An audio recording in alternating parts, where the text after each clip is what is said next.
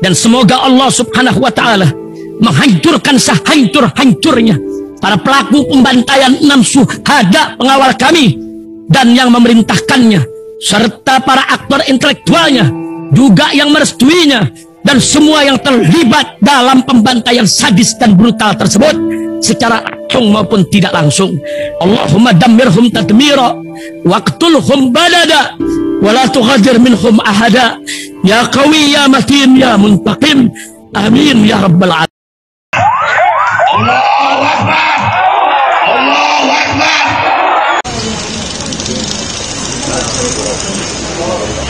Tangkap itu sama teks juga. Dan teks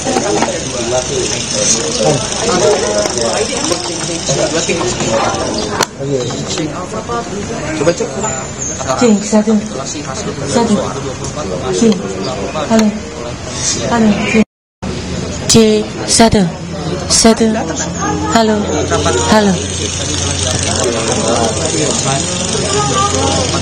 Kabelnya longgar nggak kayak punya Doyong waktu itu? Iya, enggak. Ini punya Pak Sultoni, yang punya Doyong emang kacau. Kesenggol dikit langsung lepas. Hilang. Suaranya hilang langsung.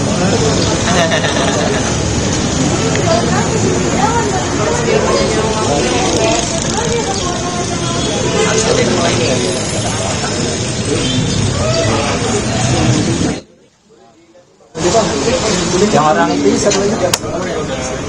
Udah di sini bang, udah bang. Kelamaan bang.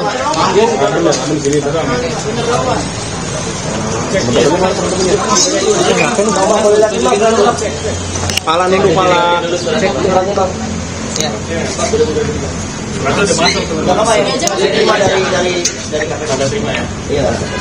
Handphone turun handphone dikit bang.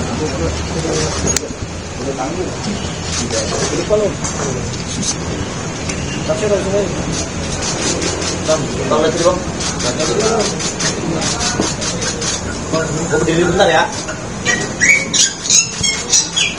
Oke, makasih. Ya. Ini ya.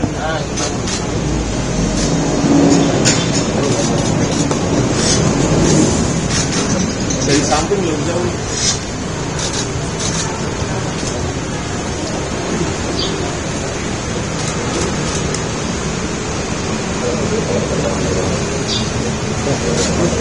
Silakan. Saya Rosi Brilian.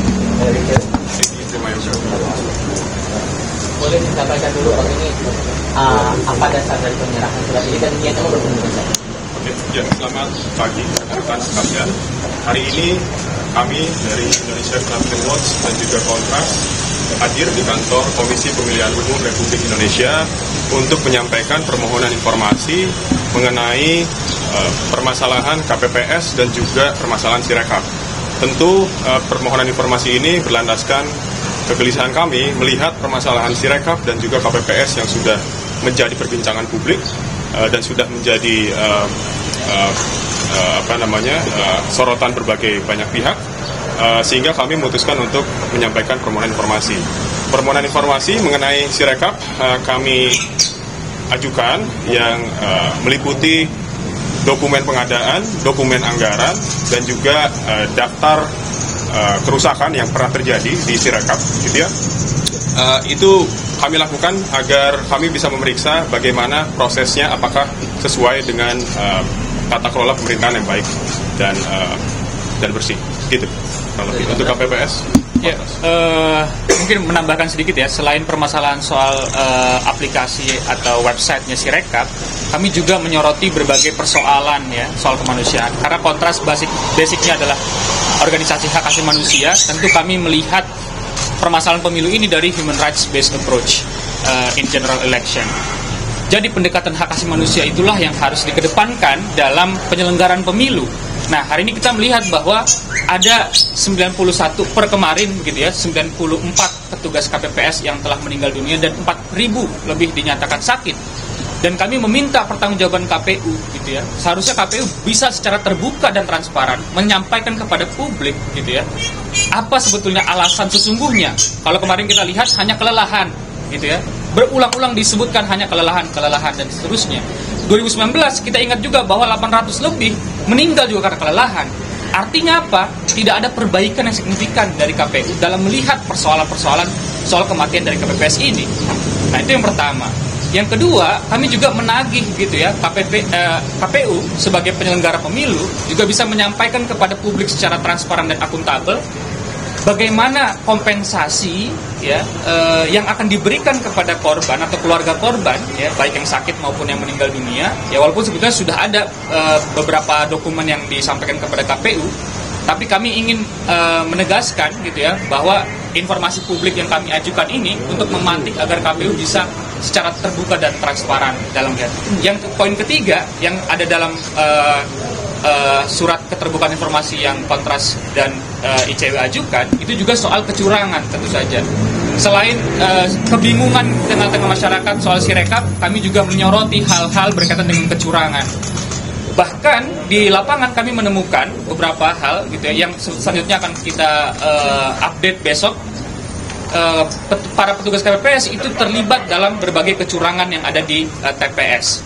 Artinya karena petugas KPPS itu bertanggung jawab kepada KPU sebagai penyelenggara, KPU juga harus menjelaskan secara terbuka gitu ya. Bukan hanya sebatas tugasnya Bawaslu, tapi KPU juga punya kewajiban moral untuk menjelaskan kepada masyarakat soal kecurangan-kecurangan yang ada. Nah, kecurangan-kecurangan ini jumlahnya sangat banyak, sangat besar dilakukan oleh petugas KPPS. Dan itu yang coba untuk kita tagih gitu ya kepada KPU informasi-informasi soal ini. Dan yang terakhir kami mau mencoba untuk menanyakan kepada KPU apa perlindungan fisik dan perlindungan hukum terhadap petugas KPPS. Kita tahu kemarin di Pamengkasan ada teror berupa bom yang dilakukan oleh orang yang tidak dikenal gitu ya kepada salah satu petugas KPPS. Walaupun sudah diusut oleh Polda Jatim ya kalau saya tidak salah, tapi paling tidak KPPS yang kemudian direkrut oleh KPU ini juga memiliki satu tanggung jawab gitu ya soal perlindungan hukum atau perlindungan fisik karena hal-hal tersebut berkaitan dengan kekerasan dan nyawa, dan kami berharap bahwa KPU bisa bertanggung jawab untuk menyelesaikan hal-hal tersebut. Mungkin untuk soal Sirekap tadi dari ICW sebetulnya mensinyalir ada apa sebetulnya di balik permasalahan ini, apa yang ditengarai sebetulnya di sistem Sirekap ini? Ya, di tengah dugaan kecurangan pemilu yang masif, tentu kami ingin memeriksa apakah betul ada kecurangan yang terjadi melalui sistem informasi rekapitulasi elektronik atau Sirekap.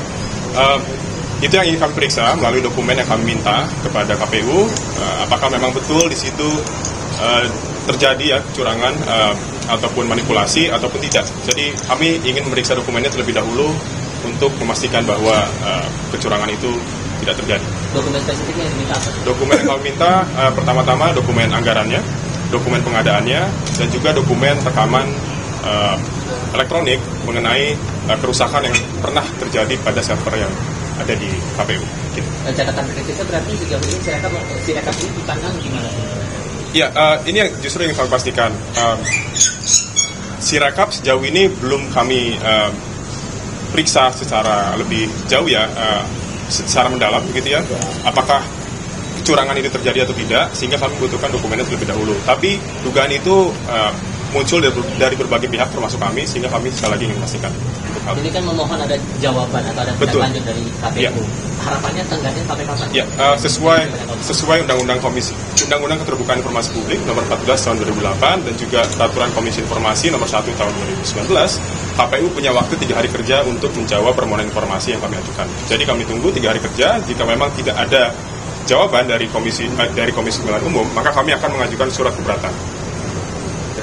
Sudah. Sudah. Oke, terima kasih semuanya. Terima kasih rekan-rekan. Terima kasih banyak. Rozi Brigit.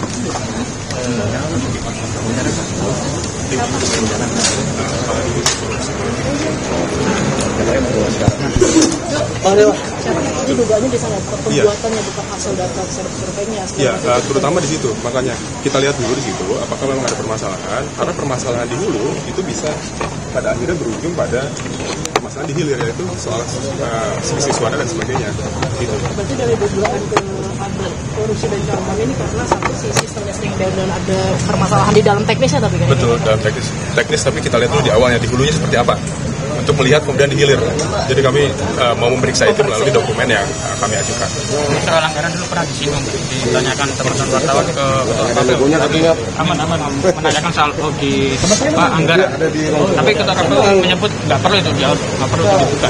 Justru itu, ini kan kalau KPU punya semangat keterbukaan dan transparansi, anggaran sekecil apapun itu harusnya dipublikasikan, tidak ditutup-tutupi, apalagi untuk permasalahan yang sudah jadi perbincangan di tengah publik yang besar, gitu ya. Publik luas sudah menduga ada kecurangan, ada kekisruhan akibat Sirekap, gitu ya. Tapi KPU tidak memberikan informasi mengenai itu kan ironis sebetulnya. Harusnya apapun itu yang berkenaan dengan Sirekap, mau anggaran mau pengadaannya itu diberikan oleh KPU. Jadi tidak ditutup-tutupi. Dan itu informasi terbuka ya? Ya, itu informasi terbuka. Anggaran publik yang didapat melalui pajak yang kita bayarkan sebagai warga negara itu adalah anggaran yang terbuka. Mas, kemarin itu disebutkan ada anggaran Sirekap itu kurang lebih 3,5 miliar. Itu berarti dari angka segitu ICW melihat ada kemungkinan sangat besar dong. Ini maksudnya gini, 3,5 M itu apakah aneh? Terayak hasil aplikasinya kok banyak error itu salah satunya. Ya, itu justru anggarannya jumlahnya besar tapi kok sistemnya berantakan gitu ya.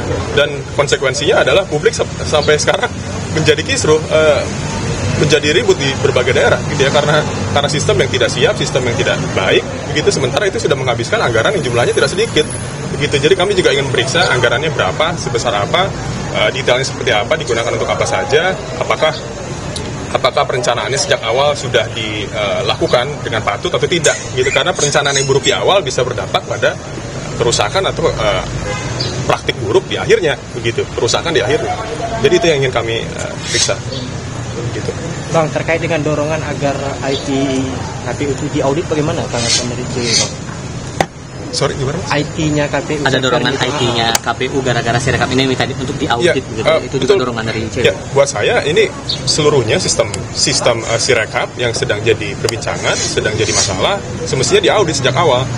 Itu dari perencanaannya, servernya dan sebagainya itu audit secara menyeluruh. Jangan hanya jumlah selisih suaranya saja, itu juga permasalahan betul, tapi secara menyeluruh itu semuanya harus diaudit. Dari KPU kan sudah Di depan aja ya. Depan aja ya. Tadi satu lagi. Depan aja ya.